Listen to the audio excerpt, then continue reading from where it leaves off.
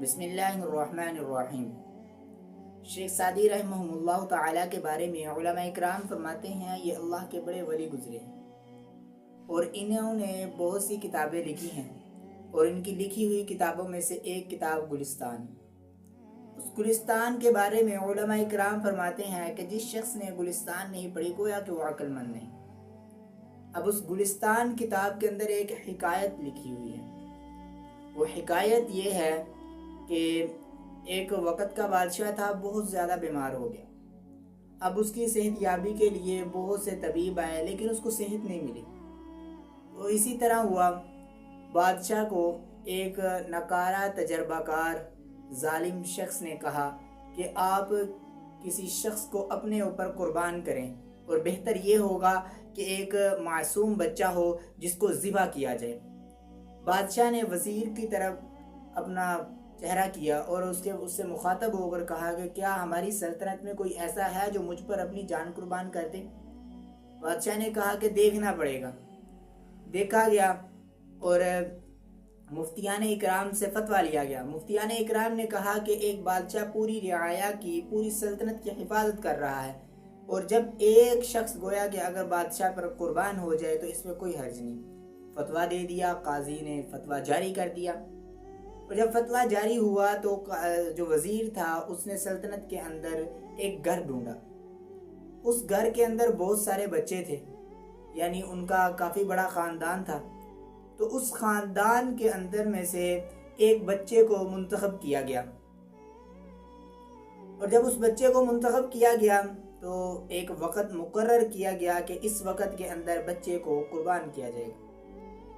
گویا کہ اسی طرح ہوا، جب وہ وقت آیا تو بادشاہ کی مجلس میں بادشاہ کا تخت لا کر رکھا گیا، اور اس تخت کے اوپر بادشاہ کو لٹایا گیا۔ بیمار تھا اس لیے لٹایا گیا، اور اس کے ارد گرد مفتیان اکرام، قاضی جو تھے اور ان کے والدین بچے کے سب آگے وہاں پر، یعنی پوری سلطنت کے بہت سارے لوگ جو وہاں پر بادشاہ کی مجلس میں اکٹھے ہو گئے۔ بادشاہ کی مجلس میں جب یہ اکٹھے ہوئے تو اس بچے کو جس دن شیخ سعدی رحمہ اللہ تعالی بڑے خوبصورت انداز میں لکھتے ہیں کہ جب وقت آیا کہ بچے کو نہلایا گیا، دھلایا گیا، خوبصورت کپڑے پہنائے گئے، اور اس کو قسم قسم کے ہار پہنائے گئے، اور اس طرح بنایا گیا جیسا کسی دلہے کو سجایا جاتا ہے۔ آئے اور بادشاہ کے سامنے اس بچے کو رکھا گیا۔ تو جب وقت آیا بچے کو ذبح کرنے کا تو بچے کی گردن کے اوپر جلاد چھری چلانے لگا۔ مقررہ وقت کے اوپر بچے نے اوپر دیکھا اور مسکرایا۔ جب بچہ مسکرایا تو اس موقع پر بادشاہ بڑا حیران ہوا۔ بادشاہ نے کہا کہ اس موقع پر تو لوگ روتے ہیں، آپ کیوں ہنس رہے ہو؟ اس نے کہا کہ بادشاہ سلامت، آپ دیکھیں کہ جب ممتا ہوتی ہے، محبت ہوتی ہے، ممتا میں والدین کی ممتا، محبت جو ہے وہ سب سے زیادہ ہوتی ہے۔ تو جب کہ میرے والدین نے زر کثیر لے کر بادشاہ کے وزیر نے جو اپنے بادشاہ پر بچے کو قربان کرنا تھا، والدین کو کئی زر کثیر سونا چاندی دے کر بچے کو خرید لیے ذبح کرنے کے لیے۔ اس نے کہا کہ بادشاہ سلامت، آپ دیکھیں کہ میرے والدین جو مجھ سے بہت زیادہ محبت رکھتے ہیں، انہوں نے زر کثیر لے کر مجھے آپ کے ہاں فروخت کر دیا۔ لیکن جب والدین بات نہیں سنتے تو پھر یا تو وزیر کی طرف جانا پڑتا ہے یا کوٹوال کی طرف جانا پڑتا ہے۔ دیکھیں انہوں نے بھی مجھے آپ کے ہاں قربان کرنے کے لیے لے آئے، اور جب یہ بھی دو بات نہیں سنتے تو پھر جو ہے بادشاہ کی طرف جانا پڑتا ہے۔ لیکن یہاں تو میں قربان آپ ہی پر ہونے کے لیے آیا ہوں، تو مجھے امید نہیں تھی کہ آپ سے بھی بچ سکوں، آپ کے پاس اپنی آخری خواہش لے کر آ سکوں۔ تو اب جب کہ یہ سب چیزیں میں دیکھ رہا ہوں تو کوئی اس میں تدبیر نہیں نکل رہی، تو میرے ذہن کے اندر پھر ایک بات آئی۔